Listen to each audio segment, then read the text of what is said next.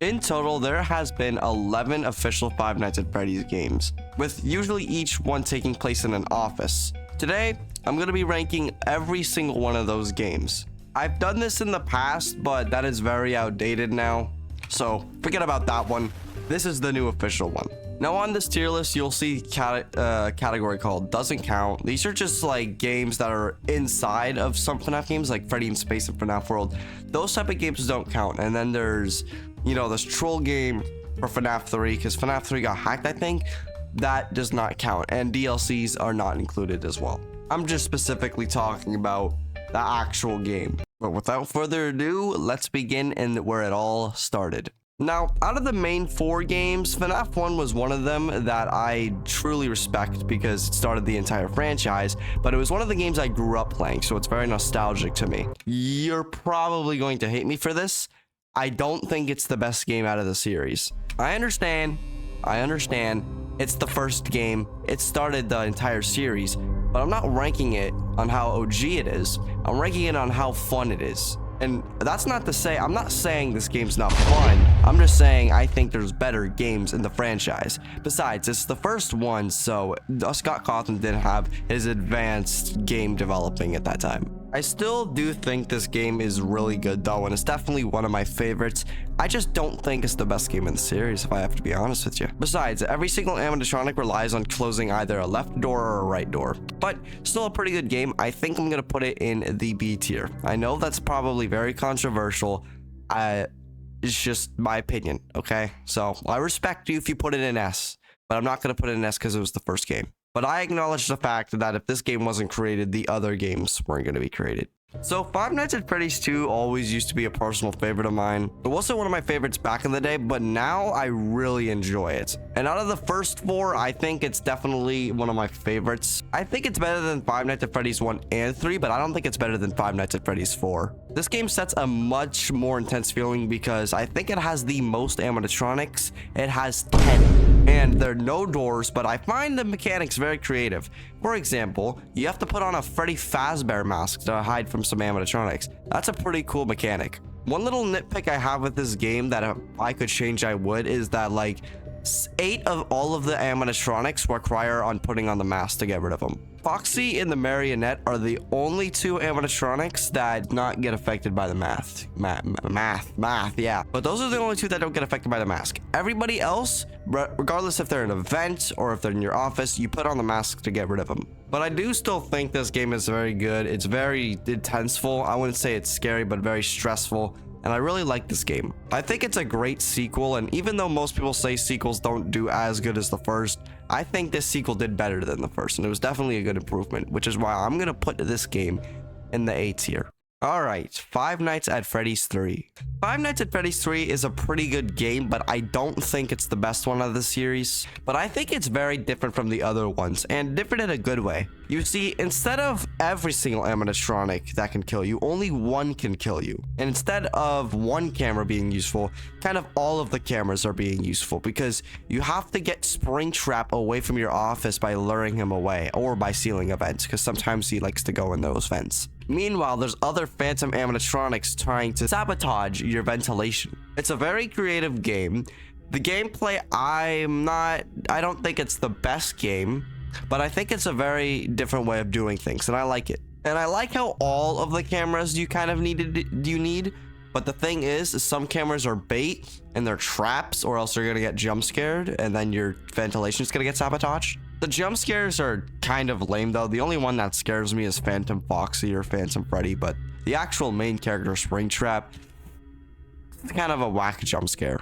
It's personally not my favorite game, but I definitely find it cool in its own way. I think it's a lot better than Five Nights at Freddy's 1 though. I'm gonna go ahead and put it in the B tier. Now, back in the day, I used to say Five Nights at Freddy's 4 is my favorite game out of the entire series. Out of the main 4 it is, and even out of the entire series it is, but there's one game that I think beats that. But if we exclude that game, I love Five Nights at Freddy's 4. Because instead of taking place in a restaurant, it's taking place in a house. And that makes it a lot more relatable, and it's much more stressful. because instead of looking at the animatronic and closing a door, you actually have to physically close the door and listen for their breathing. So when you hear their breathing, you know it's right in front of your face, and it's very stressful. And the jump scares are so much louder, and you have to have the game so quiet, but the sound effects are quiet, so you have to turn your volume up. But the jump scares are even louder than the sound. So when you get jump scared, it's extremely loud, and it's probably the most scariest game in my opinion. And the fact that it takes place in a house, because let's be honest, we all try to play Five Nights at Freddy's in real life if we had a sibling or not. Okay, in Five Nights at Freddy's 4, I was able to do that. The ambience and everything about it, the jump scares, I have no nitpicks with this game. Everything about it, I love. I don't have one complaint. I think it's scarier than all of the rest, and I think this is what a Five Nights at Freddy's game should be. I just don't know what it is, but I just feel like the vibe you get from it and everything else was executed perfectly, and that's where it shines. Which is why this is going to be our first S tier. Great game, go play it.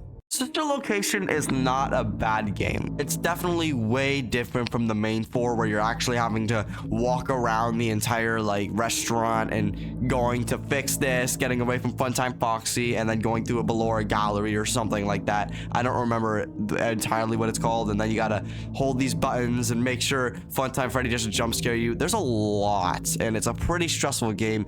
Very stressful at sometimes, like Funtime Foxy. You don't know when you're gonna get jump scared. You don't know if you're gonna make it past. There's some nights like night 4, which it's like very annoying, but at the same time, you want Five Nights at Freddy's to be challenging. Every other Five Nights at Freddy's game was kind of easy, except for Five Nights at Freddy's 2. It only got hard when you got to like night 5. In this game, kind of all of the nights are a little tricky except for the first one. And it's got a lot of secrets to uncover, and I really like that. So I think it's a pretty good game. I don't think it's better than Five Nights at Freddy's 2. There's something about Five Nights at Freddy's 2 I like more, but I am going to put it in A tier.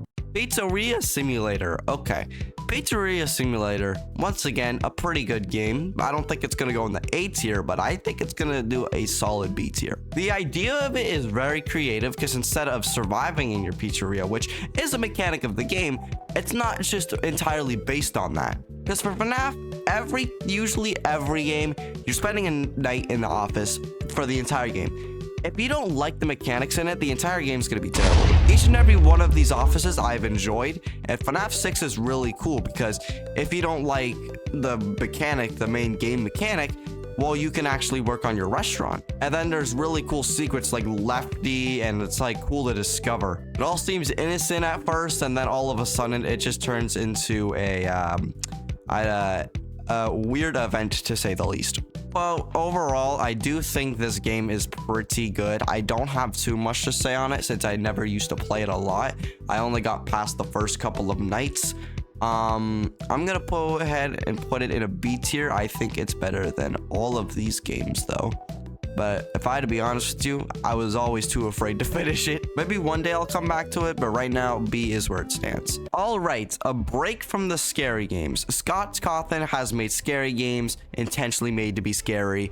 Now he's making a game intentionally made to be happy. Let's see how he does with that. I think he executed it very well. If it was back in my day, I'd probably put this game in S tier. I loved it that much. Nowadays, I'm not the biggest fan of it because I played it so much. I kind of know every single secret. But let's say if I play this for the first time again, my goodness, would I have a blast. I like the idea of it being like, it's not scary, but there's obviously some parts where it gets a little mysterious because it keeps FNAF interesting. There's a bunch of secret endings, secret boss fights, and it's a really cool RPG game. And the Halloween update they added is really cool as well, but that's kind of my nitpick about this game. When they added that, you can literally just start the game, go into the Halloween update, like play a couple, like a very easy game, and then just get it and get a very powerful character. And then that kind of ruins the entire game, which is why I'd probably put the Halloween update in like a D category, but obviously we're not ranking that. But overall, I really do like this game. I'm probably gonna put it in the A tier. It's really close to S, but it's just A. Ultimate Custom Night has to be one of my favorite FNAF games. Don't think it's better than Five Nights at Freddy's 4 still. we're actually getting really close to the game. Yeah, the game that beats that FNAF 4, because if you were here for a very long time, you know I will always treasure FNAF 4. I love FNAF 4, but there's a game that beats it now. But let's talk about UCM. UCM is a very creative game made by Scott Cawthon, okay? Because instead of dealing with, 10, 5, 4, 6 animatronics, you're dealing with 50. But that's the thing. You don't have to choose to deal with 50. It's basically custom night. It's literally in the name, Ultimate Custom Night. It's like one of every animatronic from a game. It's like every single animatronic put into one game. And then the more animatronics you fight against, the more points you get, which can turn into new offices, which is really cool. There's challenges, and you can get power-ups. It's a really cool game. If you really wanted to challenge yourself, you could turn in all 50 to max AI, like 20 for 50. I've seen people do 50-20, and is by far one of the hardest Five Nights at Freddy's challenges for me. But I grinded the heck out of this game. I finished like every single challenge. I think I did 45-20, and I'm still very proud of that. It was not easy, but I really love this game, and I'm gonna put it in the S tier. We are here. The game that beats Five Nights at Freddy's 4 is Five Nights at Freddy's Help Wanted, the VR version. Now, this only applies if you have a VR, okay?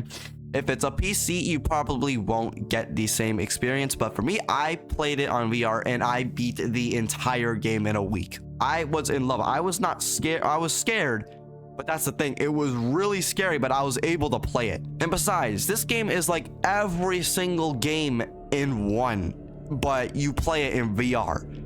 How fascinating is that? That means I get to play my favorite FNAF game in VR.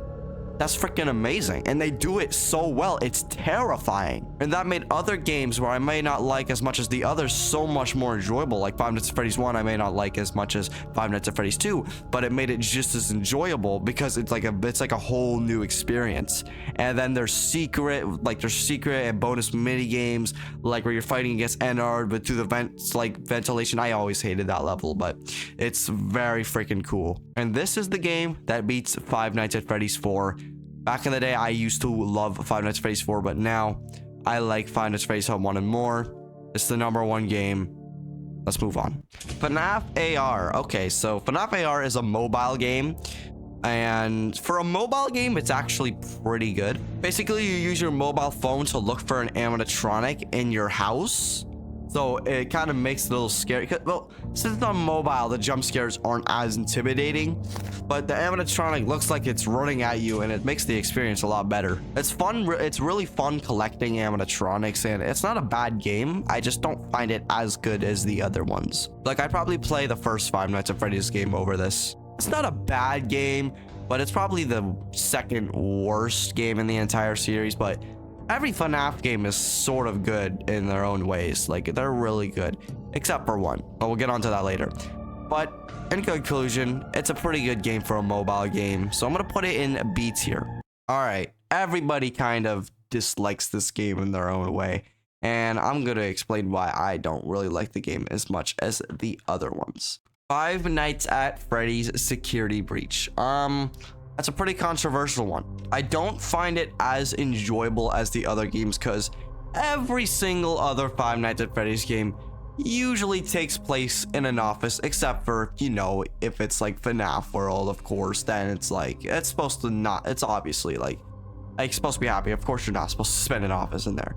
But every Five Nights at Freddy's game, when I think of Five Nights at Freddy's, I imagine myself sitting in an office, getting away from animatronics. Five Nights at Freddy's Security Breach kind of destroyed that feeling for me. Because #1, you're teaming up with Rockstar Freddy. I think you should be against every single animatronic. Bonnie is not in the game. And then Foxy's not in the game. It's replaced with some other freaking Roxanne. The classics are gone. The animatronics are just not good in my opinion. And why are you teaming up with Rockstar Freddy? Should be the other way around. And Monty Alligator, where's Bonnie at? And when I said before, I imagine myself sitting in an office, that's another thing. While it does have a point in the game where you're sitting in an office, the game doesn't rely on that. It's a free roam game, and you're roaming around the entire place. And I feel like they should have explained like free roam for a FNAF game. Like, really? I don't find that as enjoyable as sitting in the office. That may just be me, and it kind of just kills the FNAF vibe for me, which is why this is the worst game in the series. I used to put it in C tier, but I really don't like it anymore. I'm putting it in D tier. If you enjoyed this video and if you stuck to the end, I really appreciate it. If you could like and subscribe, man, that would mean the world to me because I spent so long on this video. But I hope you enjoyed. If you want to click on another video that's a tier list, you can click right here and watch another tier list video, and it's related on Terraria. Otherwise, I'll see you guys in the next video.